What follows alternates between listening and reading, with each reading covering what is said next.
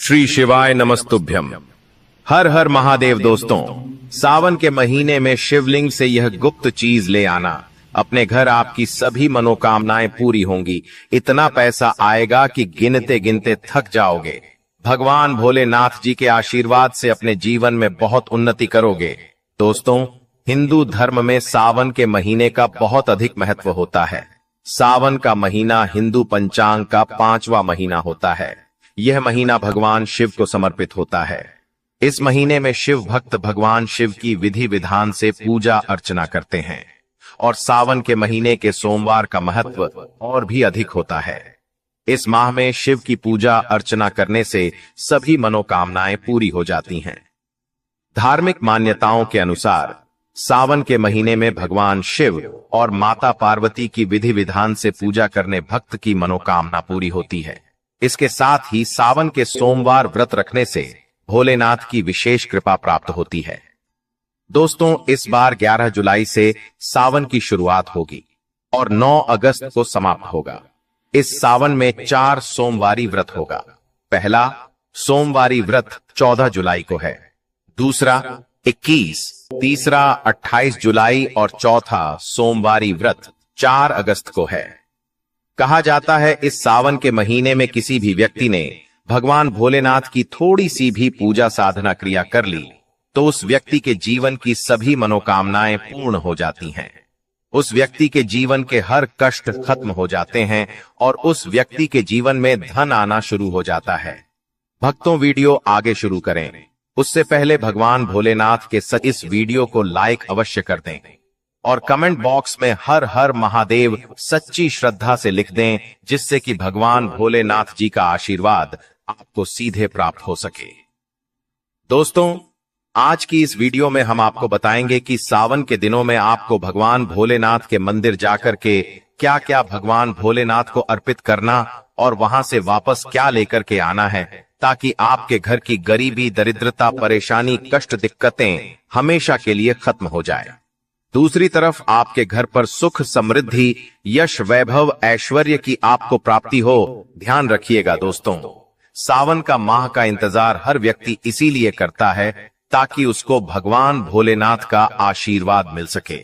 कहा गया है कि देवों के देव भगवान भोलेनाथ अगर किसी भी व्यक्ति को आशीर्वाद दे दें तो उस व्यक्ति का साक्षात काल भी आकर कुछ नहीं बिगाड़ पाता है। इसीलिए आज की इस वीडियो में हम आपको बताएंगे कि कैसे आप सावन के दिन, जो बहुत ही पावन दिन है, इस दिन भगवान भोलेनाथ को प्रसन्न कर सकते हैं।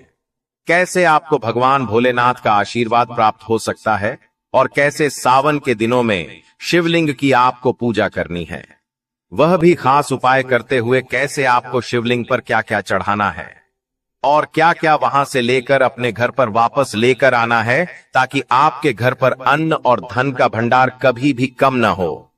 देखिए दोस्तों, आपके जीवन में कितनी ही बड़ी परेशानी हो, कितनी ही बड़ी दिक्कत क्यों ना हो, मान लीजिए आपके जीवन में धन की समस्या है, मान लीजिए आप नौकरी की प्राप्ति के लिए बहुत ही ज्यादा परेशान हो चुके हैं, आपके शत्रुओं ने आपको घेर लिया है, संतान की प्राप्ति आपको हो नहीं पा रही है, तो एक बात का ध्यान रखिएगा दोस्तों, सावन का पावन दिन एक ऐसे दिन होते हैं जिस दिन कोई भी व्यक्ति अगर थोड़े से उपाय कर लेता है, भगवान भोलेनाथ की साक्षात पूजा कर लेता है, तो उस व्यक्ति की कितनी ही बड़ी मनोकामना हो, कितनी ही बड़ा कष्ट हो, वह खत्म हो जाता है और उसकी मनोकामना पूर्ण हो जाती है। दोस्तों, मान लीजिए आपके ऊपर कोई दोष लगा हुआ है, जैसे वास्तु दोष, शनि दोष, प्राकृतिक दोष या कोई भी दोष लगा हुआ है, तो आपको सावन सोमवार के दिन थोड़ी सी पूजा करनी है और आपका दोष खत्म हो जाएगा। आपके जीवन से सभी परेशानियां चली जाएंगी और आपके जीवन में जो धन आना बंद हो गया था, उसका आगमन वापस शुरू हो जाएगा। मान के चलिए आपके जीवन में कभी भी कोई परेशानी नहीं रहेगी। बस दोस्तों, आज की इस वीडियो को लास्ट तक देख लीजिए और मान के चलिए भगवान भोलेनाथ के आशीर्वाद से आपकी सभी मनोकामनाएं भी पूरी होगी और आपके जीवन की सभी परेशानियां भी चली जाएंगी। देखिए, एक बात कही गई है कि जब भी हम भगवान भोलेनाथ की पूजा करते हैं, हमें धैर्य रखना चाहिए, विश्वास रखना चाहिए, और श्रद्धा के साथ भगवान भोलेनाथ की पूजा करनी चाहिए, क्योंकि भगवान भोलेनाथ बहुत ही भोले हैं। वह किसी भी व्यक्ति की थोड़ी सी ही पूजा से, साधना से तुरंत ही प्रसन्न हो जाते हैं। इसीलिए दोस्तों, सावन सोमवार के दिन कुछ ऐसी चीजें हैं जो आपको अवश्य पता होनी चाहिए, क्योंकि सावन सोमवार के दिन अगर आप भगवान भोलेनाथ के सामने पूजा करने जा रहे हैं तो मान के चलिए दोस्तों, आपने अगर कोई गलती कर दी तो भगवान भोलेनाथ आपसे क्रोधित हो जाएंगे, और आपने सही तरीके से पूजा की होगी तो साक्षात आपको भगवान भोलेनाथ उसी दिन आशीर्वाद दे देंगे, और उस दिन के बाद आपके जीवन में कभी कोई परेशानी नहीं आएगी। आपको हमें एक एक चीज बताने जा रहे हैं, इसलिए इस वीडियो को लास्ट तक देखिएगा। सबसे पहले आपको भगवान भोलेनाथ के मंदिर जाना होगा। यह जितने भी उपाय आपको बताए जाएंगे यह मंदिर के उपाय होंगे।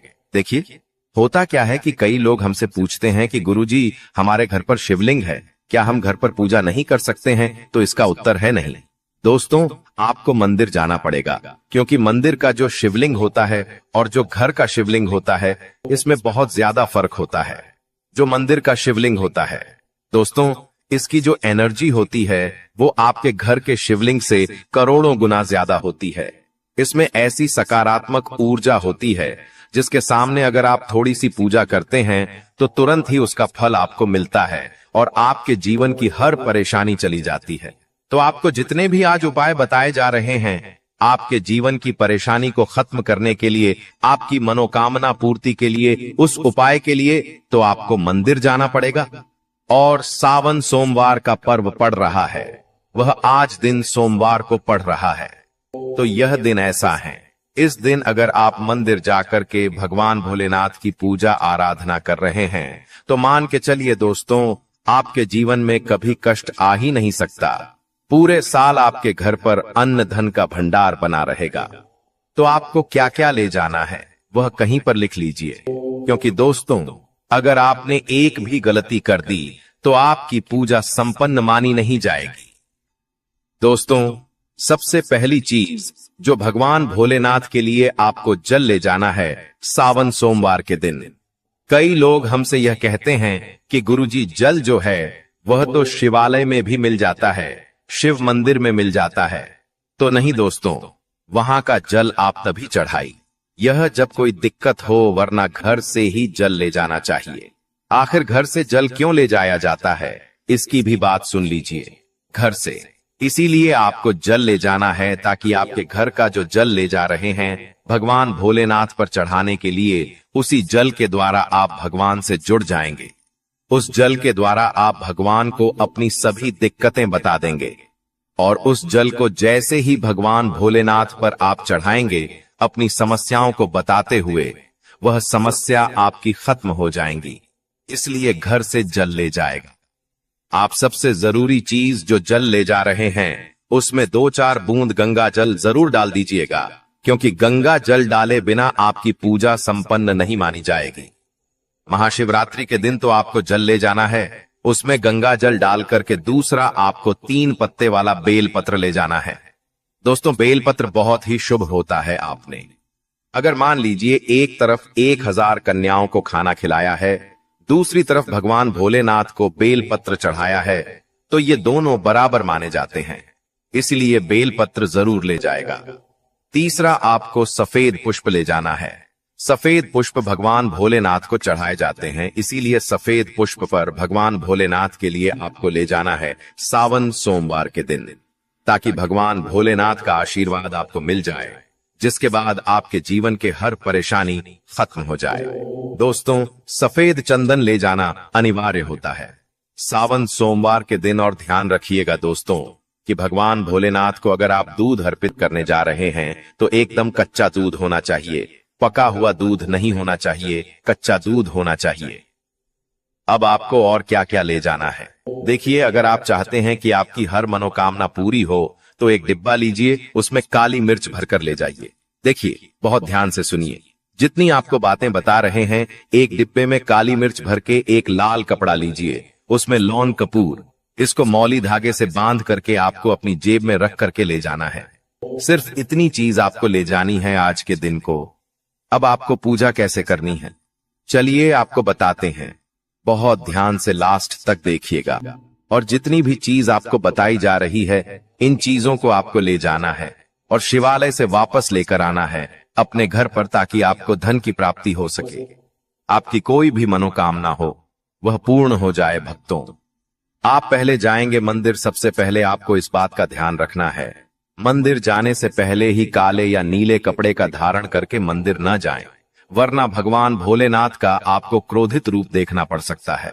सबसे पहले आपको यह करना है कि पतली धार बनाते हुए जल भगवान भोलेनाथ को अर्पित कर देना। बहुत ध्यान से सुनिएगा भक्तों, पतली धार बनाते हुए भगवान भोलेनाथ को जल आपको अर्पित कर देना है। अब आपको यह करना है दोस्तों कि भगवान भोलेनाथ को चंदन लगाना है। चंदन लगाने के बाद भगवान भोलेनाथ पर 3 पत्ते वाला बेलपत्र रखना है।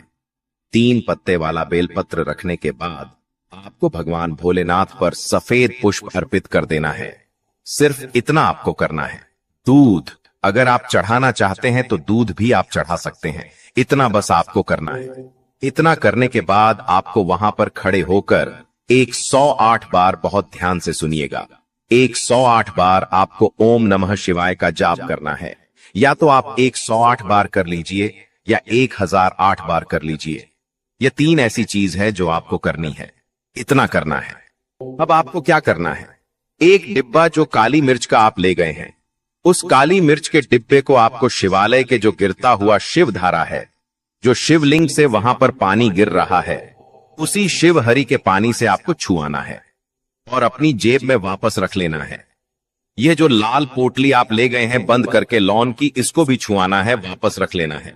अब आपको क्या करना है, जिस लोटे में पानी ले गए थे या जिस लोटे में भी आप दूध ले गए थे, उसमें आपको क्या करना है, आपको जो भगवान भोलेनाथ का पानी वहां पर गिर रहा है, भक्तों ध्यान रखिएगा, शिवलिंग की जो पानी नीचे गिर रहा है, उसी पानी का थोड़ा सा पानी अपने लोटे में ले लेना है। ध्यान रखिएगा, जो आपने लोटे में पानी भरकर ले गए हैं वह पानी वापस बचाना नहीं है, वह तो पूरा आपको भगवान भोलेनाथ को अर्पित कर देना। जो शिवलिंग से पानी गिर रहा है, उस पानी को आपको अपने लोटे में वापस ले लेना है। भक्तों मान लीजिए आप यह सोच रहे होंगे कि कई लोग वहां पर पानी चढ़ा रहे हैं, तो इस बात की आप चिंता न करें, क्योंकि भगवान भोलेनाथ के शिवलिंग पर जब भी पानी चढ़ाया जाता है वह अमृत बन जाता है। कहा जाता है कई देवी देवता शिवलिंग के पास अदृश्य रूप में खड़े होते हैं ताकि शिवलिंग से गिर रहा पानी वह धारण कर सके, इतना पवित्र होता है। शिवलिंग से गिरता हुआ पानी को आपको अपने लोटे में ले लेना, सिर्फ थोड़ी सी बूंदे ले लेनी है। अब आपको क्या करना है, आपको घर वापस आना है जो आपने लोटे में पानी लिया है। भक्तों, इसको घर पर आते ही घर के लोग जो है आपके उनके ऊपर थोड़ा थोड़ा पानी छिड़क देना है। घर के हर कोने में पानी छिड़क देना है। घर के मुख्य द्वार पर पानी छिड़क दें। ना सिर्फ इतना आपको करना है, इतना आपने कर दिया। अब मान लीजिए पूरे साल आपके घर पर नकारात्मक शक्तियां नहीं आ पाएंगी। आपके घर पर कोई काला जादू, काली विद्या करवाने की कोशिश करेगा तो वो आपके घर पर नहीं कर पाएंगे। इससे आपके घर से नकारात्मक शक्तियां चली जाएंगी और सकारात्मक ऊर्जा आ जाएगी। यह जो अब काली मिर्च का भगवान भोलेनाथ जी के शिवलिंग से छुआ कर लाए हैं, इसको पूजा घर में रखे। यह जो काली मिर्च का डब्बा है आपके पास, इसे कभी भी आप किसी शुभ कार्य के लिए निकले, जैसे मान लीजिए आप बिजनेस मीटिंग के लिए जा रहे हैं, नौकरी की प्राप्ति के लिए जा रहे हैं, काली मिर्च घर के मुख्य द्वार से पहले रख के उसको कुचलते हुए निकालिए। मान के चलिए आपके काम में जो भी बाधा आने वाली होंगी, वह बाधाएं भगवान भोलेनाथ के आशीर्वाद से अपने आप हट जाएंगी और आप जिस कार्य के लिए भी जाएंगे उस कार्य में आपको सफलता मिलेगी। दोस्तों, भगवान भोलेनाथ का यहां पर आपको साक्षात आशीर्वाद मिलेगा। सावन सोमवार के दिन और आपके जीवन से हर परेशानी चली जाएगी। सावन सोमवार की रात आप अपनी सभी प्रकार के बुरी अनिष्ट शक्तियों से छुटकारा पा सकते हैं। जो लोग भोलेनाथ माता पार्वती की पूजा करना चाहते हैं, वो इस दिन अपने घर पर पारद का शिवलिंग रख लीजिए। अभिमंत्रित होना चाहिए। जो भी शिवलिंग आप रखें, अच्छे से उनको मंत्रों द्वारा भी अभिमंत्रित करके रखें। स्फटिक हो, नर्मदेश्वर शिवलिंग हो, कोई भी रखिए, अच्छे से उनको भोलेनाथ को अपने घर पर ही पूजन कीजिए। एक लोटा जल चढ़ाकर, क्योंकि मंदिरों में बहुत भीड़ भाड़ होती है और सावन सोमवार पर यही भीड़ का नजारा बहुत ही खूबसूरत लगता है। कोने कोने में शिव भक्त है। अगर आप मंदिर में नहीं जा सके या ठीक से जल नहीं चढ़ा पाए तो घर में ही शांति से आप पूजन करें। गन्ने का रस हुआ, पंचामृत हुआ, इससे आप इस दिन भोलेनाथ का अभिषेक कीजिए।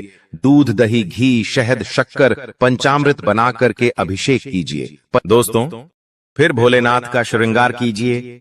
चंदन चढ़ाई, अक्षत चढ़ाई, जनेऊ अर्पित कीजिए। थोड़ा सा चंदन का इत्र, क्योंकि चंदन का इत्र विशेष रूप से शिव शंभू को बहुत प्रिय है, तो वह आप अर्पित कीजिए। उनके पसंदीदा पुष्प चढ़ाए आंकड़े की माला से उनका श्रृंगार कीजिए। दोस्तों, कनेर के सफेद पुष्प चढ़ाए, कमल हुए, गुलाब हुए, बेल हुए, यह फूल उनको बहुत प्रिय है, यह अर्पित करें और 5 बेलपत्र अवश्य चढ़ाएं।